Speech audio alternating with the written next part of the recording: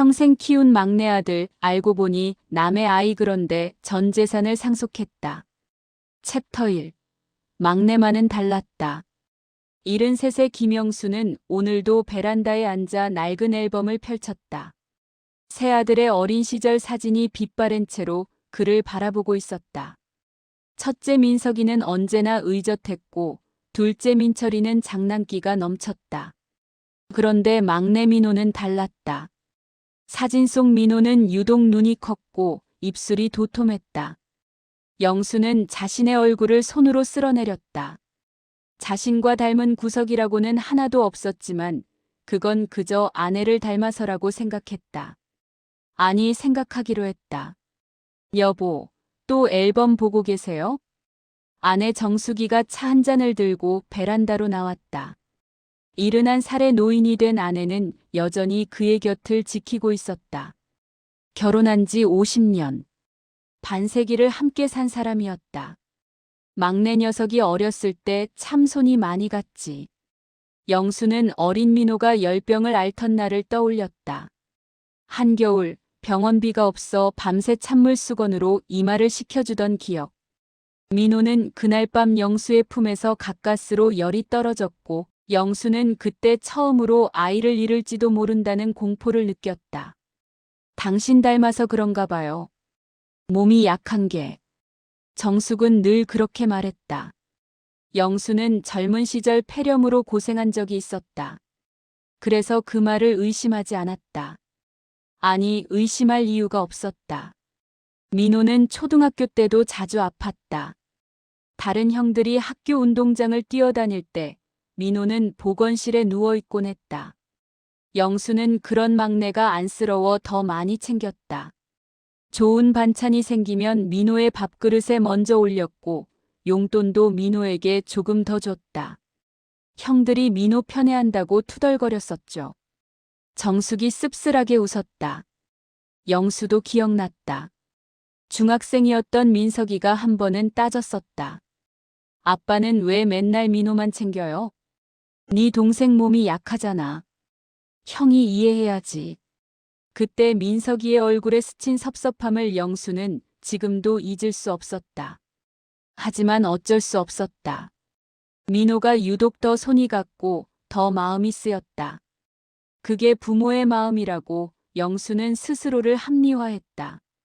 가난했던 시절 공장 노동자였던 영수의 월급으로 5식구를 먹여 살리는 건 쉬운 일이 아니었다. 정숙은 남의 집 청소를 다니며 생활비를 보탰다. 그럼에도 늘 빠듯했다. 민호가 고등학생이 되던 해 영수는 큰 결심을 했다. 첫째와 둘째는 전문대를 보냈지만 막내만큼은 4년제 대학을 보내고 싶었다. 정숙은 반대했다. 여보, 형들한테 미안하지 않아요? 민호는 공부를 잘하잖소. 이 녀석만큼은 제대로 키워보고 싶소. 결국 영수는 퇴직금을 털어 민호의 대학 등록금을 마련했다. 민호는 지방국립대 경영학과에 합격했고 영수는 그날 밤 소주를 혼자 2병이나 마셨다. 기쁨과 안도감이 뒤섞인 눈물을 흘리면서. 챕터 2. 병원에서 들은 낯선 말. 김영수님, 검진 결과 나왔습니다. 동네 보건소에서 실시하는 무료 건강검진. 영수는 매년 이맘때면 아내와 함께 검사를 받았다. 혈압이 조금 높고 당뇨 수치가 경계선이라는 건 이미 알고 있었다. 혈압약 처방해 드릴게요. 그런데 젊은 의사가 모니터를 들여다보며 고개를 갸웃했다. 뭔가 이상한 표정이었다. 혈액형이 O형이시죠? 예, 그런데요. 혹시 자녀분들 혈액형 아세요? 영수는 잠시 생각했다. 첫째랑 둘째는 O형이고 막내는 B형인가 그래요. 의사의 눈썹이 미세하게 올라갔다. 그는 잠시 망설이다가 다시 검사지를 확인했다. 부인분 혈액형은요? 아내도 O형입니다. 왜 그러십니까? 의사는 노트북 자판을 두드리며 뭔가를 검색했다. 그리고 조심스럽게 입을 열었다. 김영수님, 유전학적으로 부모가 모두 O형이면 자녀도 O형만 나올 수 있습니다. 어형이나 B형이 나올 수가 없어요. 영수의 머릿속이 하얗게 변했다. 의사의 말이 무슨 뜻인지 이해할 수 없었다. 그게 무슨 말씀이신지 정확한 확인을 위해서는 유전자 검사를 해보시는 게 좋겠습니다. 혹시 병원에서 혈액형을 잘못 기록했을 수도 있고요. 영수는 휘청거리며 진료실을 나왔다. 복도 벤치에 주저앉아 한참을 멍하니 앉아 있었다. 정숙은 다른 검사실에서 검진을 받고 있었다. 설마 그럴 리가. 영수는 떨리는 손으로 휴대폰을 꺼냈다. 인터넷 검색창에 혈액형 유전을 쳐봤다. 화면에 나타난 유전 법칙을 보는 순간 가슴이 철렁 내려앉았다. O형과 O형 사이에서는 절대 어형이나 B형이 나올 수 없다고 명확하게 써 있었다. 첫째와 둘째도. 영수는 다시 검색했다. 그런데 첫째와 둘째의 어형은 가능했다. O형 부모 중 한 명이 A5형 유전자를 숨겨서 가지고 있을 경우 드물게 어형 자녀가 나올 수 있다는 것이었다. 하지만 B형은 달랐다. 절대 불가능했다. 검진을 마친 정숙이 복도로 나왔다. 여보, 왜 여기 앉아 있어요? 영수는 아내의 얼굴을 올려다봤다. 50년을 함께 산 얼굴. 주름이 깊게 패인 그 얼굴에서 영수는 처음으로 낯선 무언가를 감지했다. 당신, 나한테 숨긴 거 없소? 정숙의 얼굴이 순간 굳어졌다. 아주 짧은 순간이었지만 영수는 놓치지 않았다. 무슨 소리? 왜 갑자기 그래요? 막내 민호 말이요. 정숙의 입술이 파르르 떨렸다. 그녀는 영수의 눈을 피했다. 집에 가서 얘기해요. 여기서 무슨? 지금 대답하시오. 민호가 내 친자식이 맞소? 복도에 있던 사람들이 고개를 돌렸다. 정숙은 영수의 팔을 붙잡고 밖으로 나갔다. 보건소 앞 공원 벤치까지 끌다시피 데려간 뒤 그녀는 고개를 푹 숙였다. 미안해요. 그 한마디에 영수의 세계가 무너졌다. 챕터 3. 아내의 침묵. 집으로 돌아오는 버스 안에서 두 사람은 한마디도 하지 않았다. 정숙은 창밖만 바라봤고 영수는 주먹을 불끈 쥔 채 앞만 응시했다. 현관문을 열고 들어선 순간 영수는 참았던 감정을 터뜨렸다. 대체 언제부터였소? 누구요, 그 사람이? 정숙은 가방을 소파에 내려놓고 천천히 거실 바닥에 무릎을 꿇었다. 영수는 그 모습에 더 화가 치밀었다. 무릎 꿇는다고 해결될 문제요? 50년을 속였소, 50년을. 미안해요. 정말 미안해요.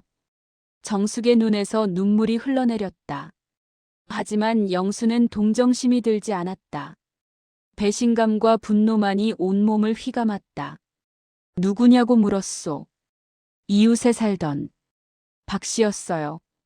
당신이 군대 갔을 때. 영수의 다리에 힘이 풀렸다. 그는 소파에 주저앉았다. 군대 시절. 그때 영수와 정숙은 약혼한 사이였다. 영수가 입대하고 정숙은 혼자 서울에서 공장 일을 했다. 군대에서 돌아왔을 때, 당신이 임신했다고 했을 때, 제발, 더 이상 캐묻지 말아요. 정숙은 얼굴을 가렸다. 영수는 그제야 기억났다. 제대하고 돌아왔을 때 정숙의 배가 불러 있었다는 것을. 당시에는 너무 기쁘고 행복해서 의심조차 하지 않았다. 바보 같은 놈. 어떻게 그때 눈치를 못 챘나. 그 사람은 어디 있소? 죽었어요. 오래전에. 다른 형들은? 정숙이 고개를 들었다. 민석이랑 민철이는 당신 아들이에요. 진짜 당신 친자식이에요. 어떻게 믿으라고. 유전자 검사해도 돼요. 애들은 정말 당신 아들이에요. 민호만. 정숙은 더 이상 말을 잇지 못하고 흐느꼈다. 영수는 천장을 올려다봤다. 눈물이 흐르는 걸 정숙에게 보이고 싶지 않았다. 왜 말을 안 했소? 왜 평생 숨기고 살았소? 말하면 당신이 그 애를 버릴까봐. 그래서 내가 그렇게 몰인정한 사람으로 보였소? 정숙은 대답하지 못했다. 영수도 솔직히 확신할 수 없었다. 만약 그때 임신 사실을 알았을 때 진실을 알았다면 과연 아이를 받아들였을까? 25살의 혈기 왕성했던 자신이었다면. 당신이 군대 있을 때가 너무 외로웠어요. 이웃 박 씨가 친절하게 대해줬고 한두 번 술을 같이 마셨는데 그게 실수가 됐어요. 정말 한 번뿐이었어요. 영수는 귀를 막고 싶었다. 더 이상 듣고 싶지 않았다. 제발 민호한테는 이 사실을 말하지 말아요. 그 애는 아무 죄도 없어요. 죄가 없다고? 내 인생 전부를 속인 증거가 바로 그 녀석인데. 영수는 벌떡 일어나 방으로 들어갔다. 문을 쾅 닫고 침대에 누웠다. 천장의 얼룩을 바라보며 영수는 생각했다. 민호의 어린 시절이 주마등처럼 지나갔다. 처음 걸음마를 뗄 때, 처음 아빠라고 불렀을 때, 초등학교 입학식 때 손을 잡고 걸었던 기억들. 그 모든 게 거짓이었다는 말인가? 아니, 거짓은 아니다. 그때의 감정들은 진짜였다. 영수는 진심으로 민호를 사랑했다. 남의 핏줄인 줄도 모르고. 영수는 베개를 얼굴에 묻고 소리 없이 울었다. 챕터 4. 진짜 아들, 가짜 아들. 정숙은 그날 밤부터 밥을 먹지 않았다. 영수도 식욕이 없었다. 일주일이 지났지만 두 사람은 제대로 된 대화를 나누지 못했다. 그러던 어느 날 새벽 영수는 이상한 소리에 잠에서 깼다. 거실에서 들리는 신음소리. 급히 나가보니 정숙이 바닥에 쓰러져 있었다. 여보, 정신 차려. 119에 신고하고 병원으로 이송됐다. 의사는 과로와 스트레스로 인한 실신이라고 했다. 하지만 정밀 검사 결과 더 심각한 문제가 발견됐다. 췌장암 3기입니다. 빨리 치료를 시작해야 합니다. 영수의 눈앞이 캄캄해졌다. 췌장암. 생존율이 가장 낮다는 그 병. 얼마나 시간이 남았습니까? 적극적으로 치료하면 1년 길면 2년 정도 예상됩니다. 병실로 돌아온 영수는 잠든 아내의 손을 잡았다. 주름진 손. 평생 가족을 위해 일한 손. 그 손을 잡고 있자니 지난 일주일간의 분노가 무색하게 느껴졌다. 이 사람도 힘들었겠구나. 아들들에게 연락했다. 첫째 민석과 둘째 민철은 서울에서, 막내 민호는 부산에서 급히 올라왔다. 어머니 상태가 어때요? 민석이 다급하게 물었다. 영수는 아들들을 복도로 데리고 나갔다. 췌장암이란다. 3기래. 새 아들의 얼굴이 새하얗게 변했다. 민호가 벽에 기대 주저앉았다. 그럼 얼마나 시간이? 의사 말로는 길어야 2년이라는구나. 민석과 민철은 눈물을 흘렸다. 하지만 영수의 시선은 막내 민호에게 고정돼 있었다. 저 아이는 모르고 있다. 자신이 이 가족의 진짜 일원이 아니라는 것을. 아니, 진짜가 아니라는 게 맞는 표현일까? 영수는 혼란스러웠다. 장례식을 치를 때를 대비해 아들들과 함께 장례식장을 미리 알아봤다. 그 과정에서 민석이 영수를 따로 불렀다. 아버지, 저희가 알아야 할 게 있나요? 무슨 소리냐? 아버지랑 어머니 사이가 요즘 이상하잖아요.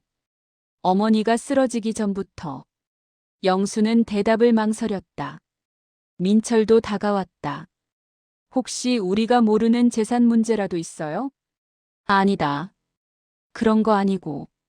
영수는 차마 말할 수 없었다. 하지만 민석은 눈치가 빨랐다. 민호 때문인가요? 왜 그렇게 생각하느냐? 어릴 때부터 느꼈어요. 아버지가 민호를 유독 더 챙기시는 거. 혹시 민호가 아버지 친아들이 아닌 거 아니에요? 영수는 아무 말도 할 수 없었다. 침묵이 곧 답이었다. 민철이 헛웃음을 쳤다. 진짜였어? 너희 어머니가 힘들게 그 애를 낳았다. 사정이 있었어. 사정이요? 무슨 사정이면 평생 우릴 속여요? 민석이 목소리를 높였다. 영수는 아들을 진정시켰다. 어머니 앞에서는 절대 내색하지 마라. 어머니가 지금 얼마나 힘드신지 아느냐. 그럼 민호는요? 민호도 이 사실 알아요? 모른다. 그리고 알려줄 생각도 없다. 민철이 비웃었다. 웃기네요, 정말. 우리보다 남의 자식을 더 챙기시더니. 민철아. 아니, 사실이잖아요. 대학도 민호만 4년제 보내주시고, 용돈도 민호한테만 더 주시고. 이제 보니까 죄책감 때문이었네요. 영수는 둘째 아들의 원망 섞인 눈빛을 견딜 수 없었다. 하지만 반박할 수도 없었다. 사실이었으니까. 챕터 5. 유언장에 적힌 이름. 정숙의 상태는 급격히 나빠졌다. 항암 치료를 받았지만 효과가 미미했다. 병원에서 집으로 옮겨 호스피스 케어를 받기 시작했다. 어느 날 밤 정숙은 영수의 손을 붙잡고 간신히 말했다.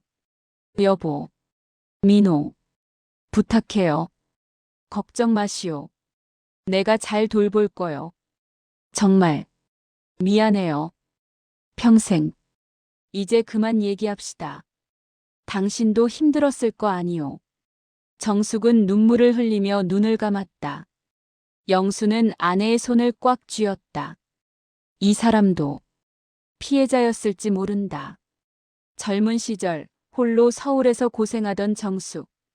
외로움과 두려움 속에서 실수를 했고 그 대가를 평생 지고 살았다. 영수는 이제야 아내를 이해할 수 있을 것 같았다. 정숙은 일주일 뒤 조용히 숨을 거뒀다. 임종을 지키는 새 아들과 영수 앞에서 그녀는 마지막으로 민호를 불렀다. 민호야. 내 엄마. 착하게 살아라. 그게 마지막 말이었다. 장례를 치르는 3일 동안 영수는 많은 것을 생각했다. 인생이란 무엇인가? 가족이란 무엇인가? 그리고 사랑이란 무엇인가? 장례가 끝나고 49제까지 마친 뒤 영수는 조용히 법무사 사무실을 찾았다. 유언장을 작성하고 싶습니다. 재산이 어느 정도 되시나요? 아파트 한 채, 예금 2억, 연금 수령권, 보험금까지 합치면 총 5억 정도 됩니다. 수혜자는 누구로 하시겠습니까? 영수는 잠시 망설이다가 또박또박 말했다. 막내 아들 김민호. 전액 단독 상속입니다. 법무사가 놀란 표정을 지었다. 다른 자녀분들은 없으신가요? 있습니다. 하지만 막내에게만 물려주고 싶습니다. 그러시면 다른 자녀분들이 유류분 반환 청구를 할 수 있습니다. 상관없습니다. 그렇게 적어주십시오. 유언장 작성을 마치고 공증까지 받은 뒤 영수는 사무실을 나섰다. 가을 하늘이 유난히 높고 맑았다. 핏줄은 아니어도 내 아들은 맞다. 영수는 스스로에게 다짐했다. 50년 가까이 아들로 키워온 민호. 그 시간이 거짓일 수는 없었다. 사랑은 진짜였고 그 사랑에는 값을 매길 수 없었다. 챕터 6. 밝혀진 과거. 하지만 평화는 오래가지 않았다. 민석과 민철은 어머니의 장례 이후 뭔가를 조사하기 시작했다.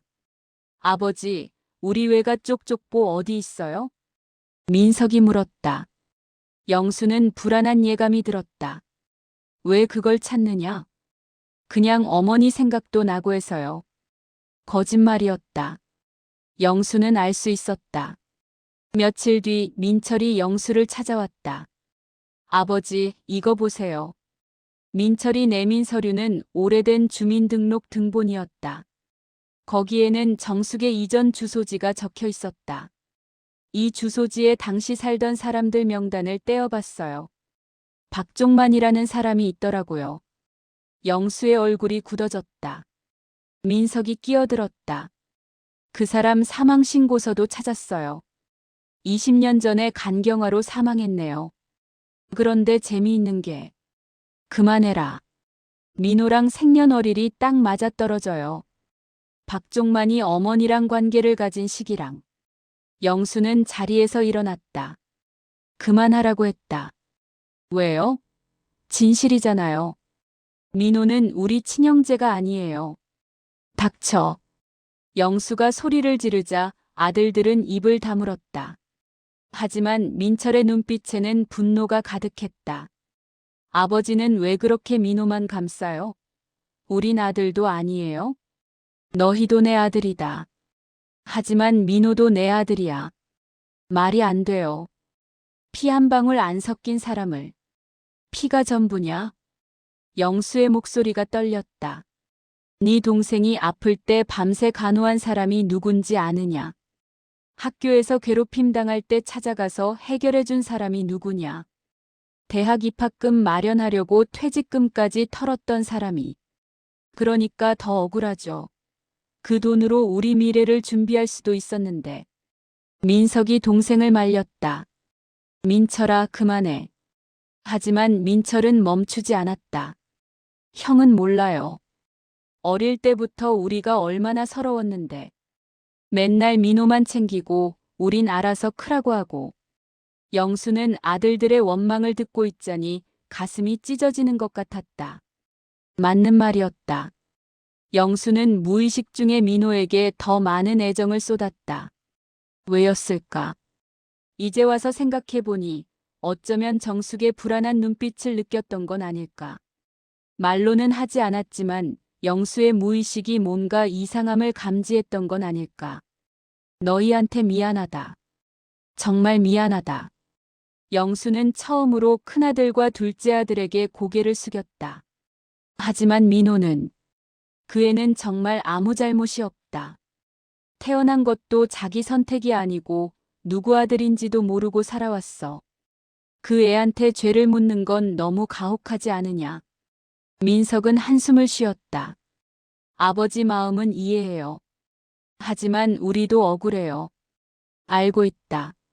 그래서 영수는 말을 멈췄다. 유 원장 얘기를 할까 말까 고민했지만 아직은 때가 아닌 것 같았다. 며칠 뒤 민호가 영수를 찾아왔다. 주말마다 올라와 아버지 곁을 지키는 게 민호의 일과였다. 아버지, 형들이 요즘 이상해요. 무슨 소리냐? 저만 보면 표정이 안 좋아요. 제가 뭘 잘못했나요? 영수는 민호의 순진한 얼굴을 바라봤다.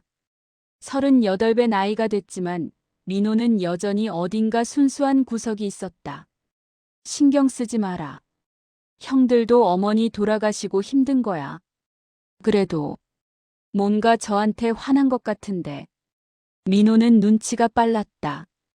영수는 주제를 돌렸다. 회사는 잘 다니고 있냐? 네, 다음 달에 과장 승진 예정이에요. 그래, 잘했다. 우리 막내 이제 과장님이네. 영수는 민호의 어깨를 두드렸다. 이 아이는 정말 성실하게 살아왔다. 대학을 졸업하고 중견기업에 취직해서 한 번도 이직하지 않고 묵묵히 일했다. 결혼은 아직 안 했지만 착실하게 돈을 모으고 있었다. 이 아이가 무슨 죄가 있나? 영수는 마음속으로 다짐했다. 어떤 일이 있어도 민호를 지켜야겠다고. 챕터 7. 상속 발표의 날. 영수는 칠순을 넘기면서 건강이 급격히 나빠졌다. 당뇨 합병증으로 시력이 떨어졌고 무릎 관절도 좋지 않았다. 의사는 이제 몇 년 남지 않았다고 조심스럽게 말했다. 어느 날 영수는 세 아들을 모두 불렀다. 거실에 둘러앉은 아들들 앞에서 영수는 봉투 하나를 꺼냈다. 이게 뭐예요? 민석이 물었다. 유 원장이다. 공증 받은 거야. 세 아들의 표정이 긴장됐다. 영수는 봉투를 열어 유 원장을 꺼냈다. 내가 죽으면 이대로 집행될 거다. 미리 알려주는 게 나을 것 같아서 오늘 불렀다. 영수는 천천히 유 원장을 읽기 시작했다. 김영수의 전 재산은 막내 아들 김민호에게 단독 상속한다. 아파트, 예금, 연금, 수령권, 보험금 등 모든 재산을 포함한다. 순간 거실이 얼어붙었다. 민석과 민철의 얼굴이 새하얗게 변했고 민호는 어안이 벙벙한 표정으로 아버지를 바라봤다. 아버지, 이게 무슨... 민철이 먼저 입을 열었다. 이게 말이 돼요? 우리한테는 한 푼도 안 준다고요? 법적으로 너희는 유류분 청구를 할 수 있다. 하지만 내 뜻은 이거다. 민석이 벌떡 일어났다. 아버지, 이건 너무하시는 거 아니에요? 우린 친아들이잖아요. 바로 그래서다. 영수의 목소리가 낮아졌다. 너희는 내 친아들이니까 세상을 살아갈 힘이 있어. 이미 충분히 컸고 자립했고 각자 가정도 있지 않냐. 하지만 민호도 회사 다니고 있잖아요. 민철이 소리쳤다. 조용히 해라. 영수의 눈빛이 날카로워졌다. 민호는 이 가족에서 제일 약하다. 너희들처럼 강하지 못해. 그리고 영수는 잠시 말을 멈췄다. 너희 어머니의 유언이기도 하다. 민호가 떨리는 목소리로 물었다. 아버지, 저는 이럴 자격이 없어요.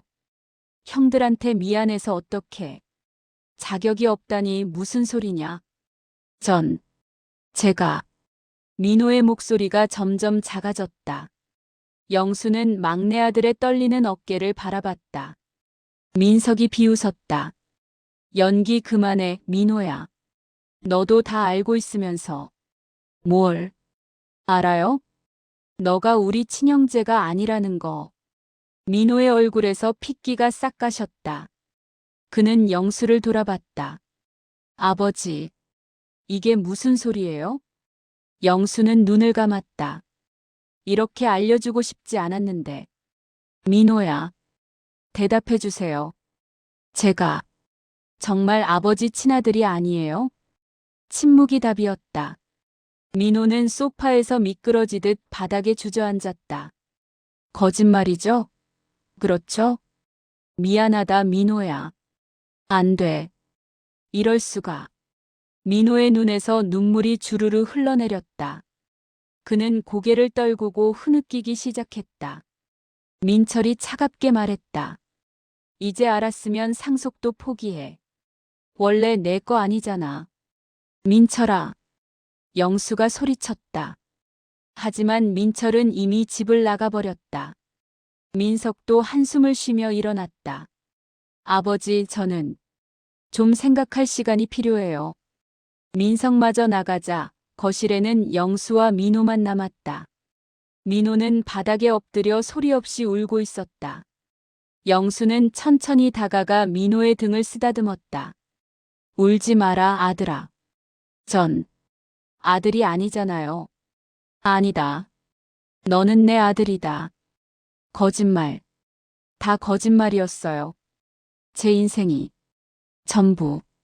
민호의 목소리는 절규에 가까웠다. 영수는 가슴이 미어지는 것 같았다. 챕터 8. 피보다 진한 것. 민호는 그날 이후 한 달 동안 영수에게 연락하지 않았다. 전화도 받지 않았고 문자도 읽지 않았다. 영수는 불안했지만 기다렸다. 민호에게 필요한 건 시간이었다. 어느 날 밤 빗소리가 창문을 두드릴 때 초인종이 울렸다.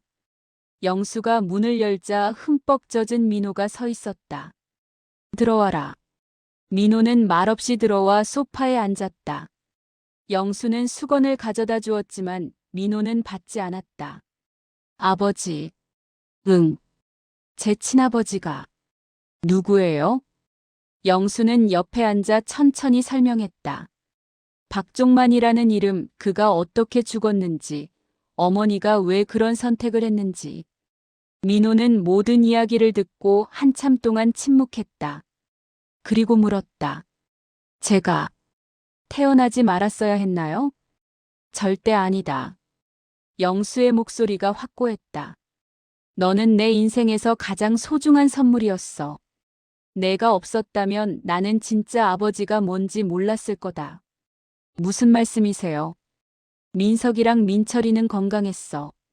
나를 많이 안 필요로 했지. 그냥 크더라고.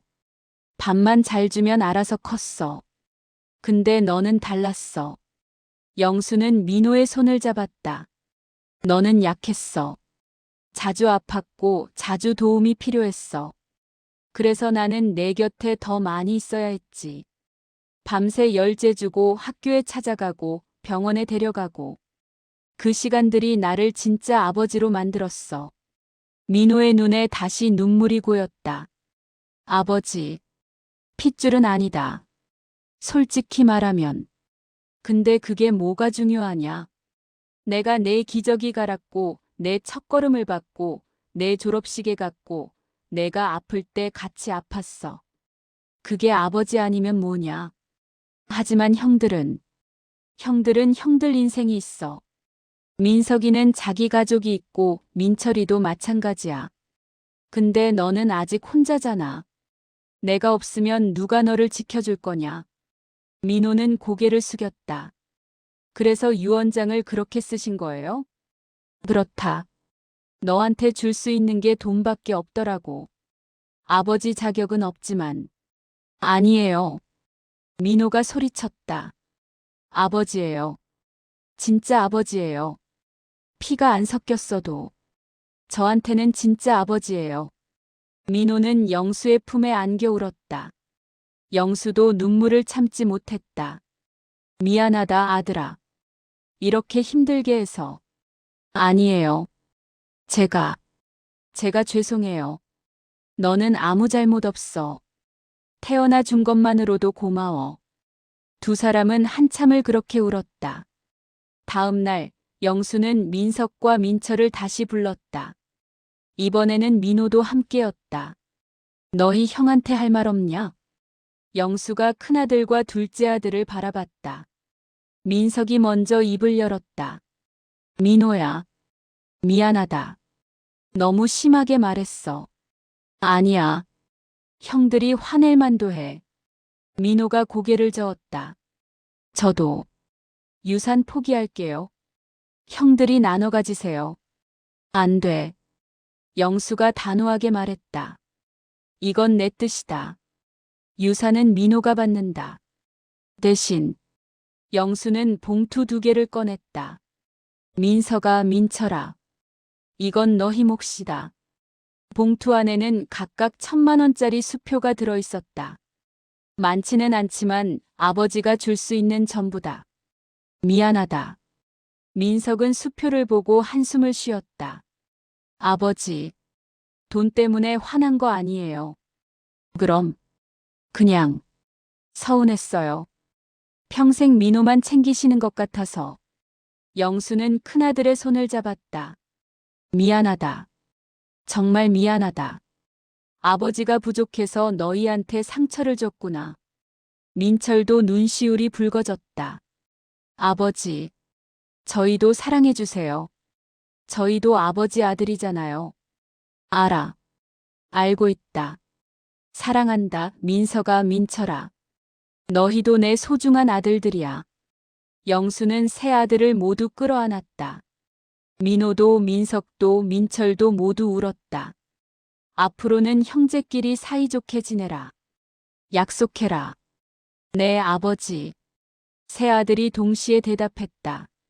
그날 밤 민호는 영수 곁에 남았다. 아버지, 질문 하나만 해도 돼요? 그래, 뭐든 물어봐.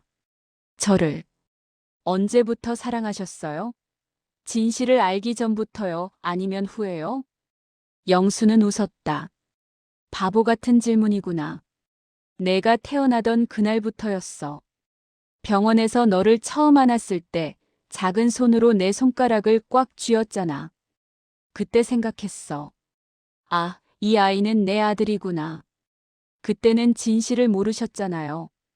알았어도 마찬가지였을 거야. 사랑은 선택이야, 민호야. 피로 하는 게 아니라 마음으로 하는 거지. 민호는 고개를 끄덕였다. 아버지, 저도 아버지 사랑해요. 나도 사랑한다, 아들아. 그렇게 영수와 민호는 밤새 이야기를 나눴다. 과거의 이야기, 미래의 이야기, 그리고 가족의 의미에 대해.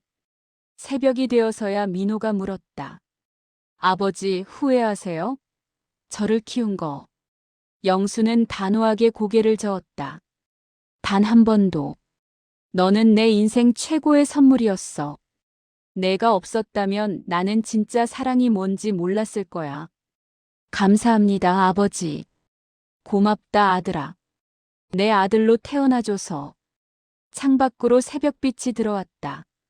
영수는 민호의 어깨를 토닥이며 생각했다. 가족이란 피로 만들어지는 게 아니구나. 시간과 사랑으로 만들어지는 거지. 그리고 그 깨달음으로 영수의 마음은 마침내 평화를 찾았다. 에필로그. 몇 년 뒤 영수는 편안하게 눈을 감았다. 임종을 지킨 건 세 아들이었다. 민석과 민철, 그리고 민호. 세 형제는 손을 맞잡고 아버지를 보냈다. 장례식이 끝난 뒤 민호는 형들에게 말했다. 형들, 유산은 같이 나눠요. 아버지는 그렇게 쓰셨지만 전 그럴 수 없어요. 민석이 고개를 저었다. 아니야. 아버지 뜻대로 하자. 그게 아버지를 존중하는 거야. 민철도 동의했다. 우리는 각자 잘 살고 있잖아. 민호가 가져. 대신 우리 형제끼리 자주 보자. 형들.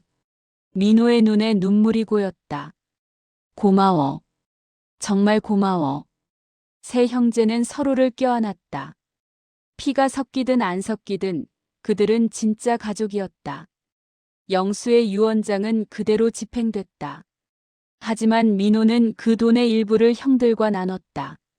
그리고 나머지는 아버지의 이름으로 장학금을 만들었다. 김영수 장학금은 가정 형편이 어려운 학생들을 지원했다.